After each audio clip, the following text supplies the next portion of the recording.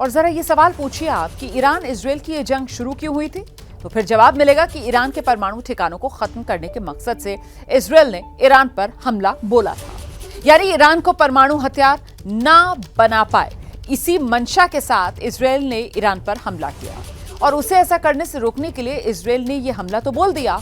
इस बीच 12 दिन में इजरायल ने 25 से अधिक लोगों को खो दिया है, 200 से अधिक लोग इजरायल में घायल हुए। अस्पताल, इमारतें, रक्षा मंत्रालय, इंफ्रास्ट्रक्चर को इजरायल में नुकसान पहुंचा। इजरायल में हजारों लोग अस्थायी रूप से बेघर भी हुए। जंग में इजरायल के हर दिन 6,200 करोड़ रुपए खर्च हो रहे थे। तेल रिफाइनरी, बंदरगाह, उत्पादन, व्यापार रुक गया था। 12 दिन की लड़ाई के बाद बिना किसी नतीजे के अब ये युद्ध विराम। सीजफायर के बीच ईरान का बड़ा दावा, परमाणु ठिकाने हमारे सुरक्षित हैं। और अगर ये दावा सही है तो फिर 12 दिन पहले दुनिया जहां खड़ी थी, मतलब आज फिर वही आ गई है। नतीजा शून्य।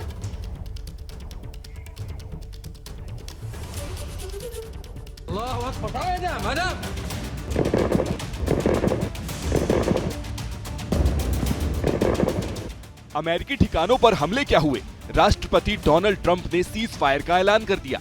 चंद घंटों के भीतर युद्ध की तस्वीर बदल गई। ईरान से लेकर अमेरिका तक सीज फायर की चर्चा होने लगी।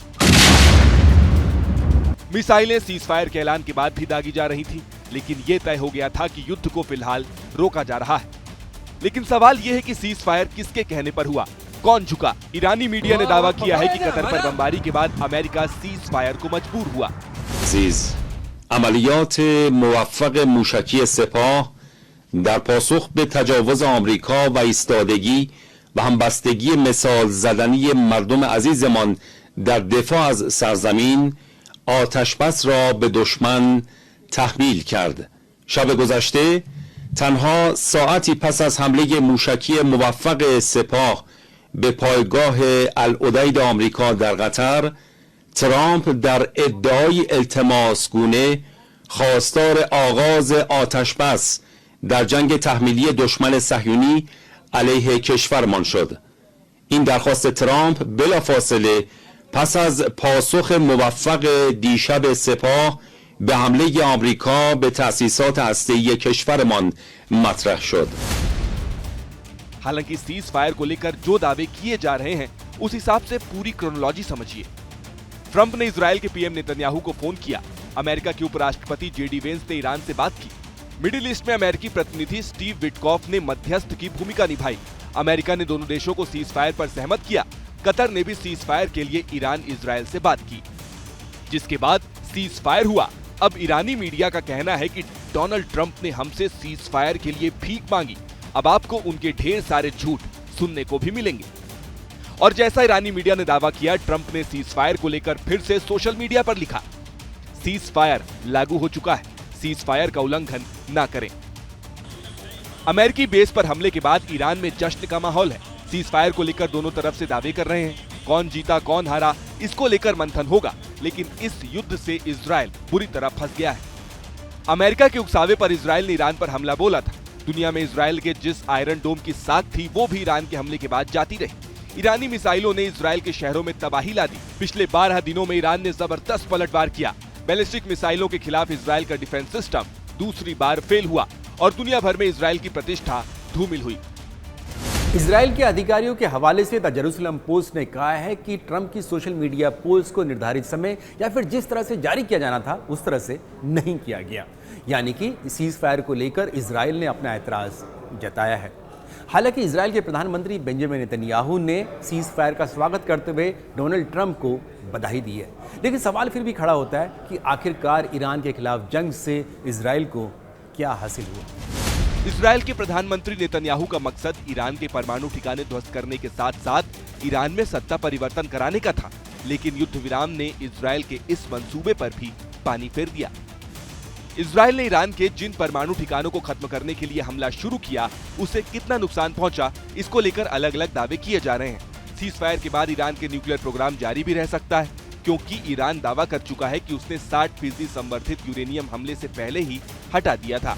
अगर सीज फायर को लेकर अमेरिका और ईरान के बीच कोई डील हुई है तो जाहिर है कि अमेरिका अब ईरान से सीधे तौर पर बात करेगा। जो इजरायल के हक में जाता हुआ नहीं दिख रहा है, यानी वो इजराइल जो अमेरिका के कहने पर इस युद्ध में उतरा था, वो ईरान और अमेरिका के बीच संभावित न्यूक्लियर डील का सिर्फ एक मूक दर्शक बनकर रह जाएगा।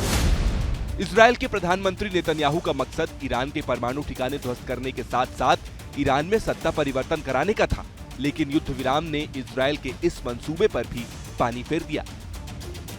12 दिन चले युद्ध के दौरान इजराइल के 25 से ज्यादा लोगों की मौत हुई और 200 से ज्यादा लोग घायल हुए। अस्पताल, इमारतें, रक्षा मंत्रालय, इंफ्रास्ट्रक्चर को नुकसान पहुंचा। इजराइल में हजारों लोग अस्थायी रूप से बेघर हो गए। जंग में इजराइल में हर दिन 6,200 करोड़ रुपए खर्च करने पड़े। तेल रिफाइनरी, बंदरगाह, उत्पादन और व्यापार रुक गया और 12 दिन की लड़ाई के बाद बिना किसी नतीजे के युद्ध विराम लागू हो गया। इस सीज फायर के बाद एक बार फिर साबित हो गया कि दूसरे के उकसावे पर युद्ध में कूदने पर पछताना ही पड़ता है।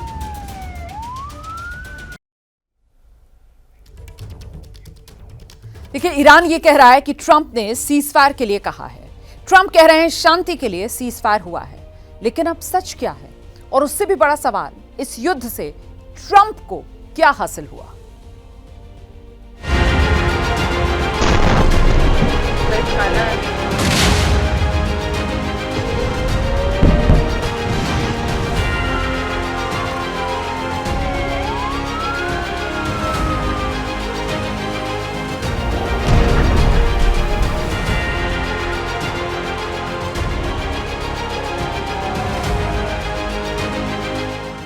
बारह दिन बाद आखिरकार दुनिया को एक और युद्ध से निजात मिलती दिख रही है।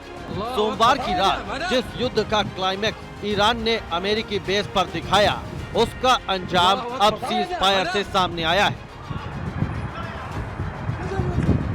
इजराइल और ईरान के बीच सीज फायर पर सहमति का ऐलान डोनाल्ड ट्रंप ने कर दिया, लेकिन सवाल यह है कि इस युद्ध से अमेरिका को क्या हासिल हुआ?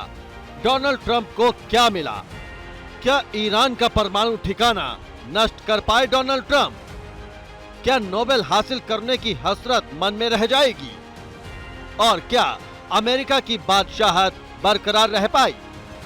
इस जंग की शुरुआत 13 जून को हुई थी, जब इजराइल ने ईरान के परमाणु ठिकानों पर हमला किया था। इजराइल ईरान के परमाणु ठिकानों को नष्ट करने में नाकाम रहा तो अमेरिका युद्ध के 11वें दिन इस जंग में कूद पड़ा और अमेरिका की इस जंग में एंट्री के साथ ही ये युद्ध अमेरिका वर्सेस ईरान हो गया। लेकिन कल देर रात सीज फायर के ऐलान के साथ ही बारूद की धमक अब कम पड़ती दिखाई दे रही है। हालांकि सवालों के जवाब अब भी बाकी हैं। क्या ईरान का परमाणु ठिकाना नष्ट कर पाए डोनाल्ड ट्रंप? 2 दिन पहले अमेरिका ने ईरान के 3 परमाणु ठिकानों को निशाना बनाया। अमेरिका ने दावा किया कि इन ठिकानों को नेस्त नाबूद कर दिया गया, जबकि ईरान ने कहा कि अमेरिकी हमला नाकाम रहा और उसके परमाणु कार्यक्रम को नुकसान नहीं पहुंचा है। दरअसल बंकर बस्टर बम से ईरान के सबसे अहम फोर्डो परमाणु साइट को नुकसान पहुंचाया गया। फोर्डो न्यूक्लियर साइट की जो सैटेलाइट तस्वीरें सामने आई, उसमें 3 बड़े बड़े छेद नजर आ रहे हैं।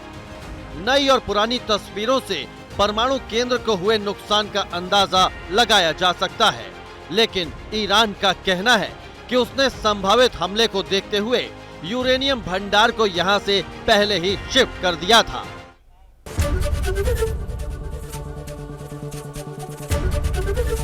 एबीपी गंगा, खबर आपकी, जुबान आपकी।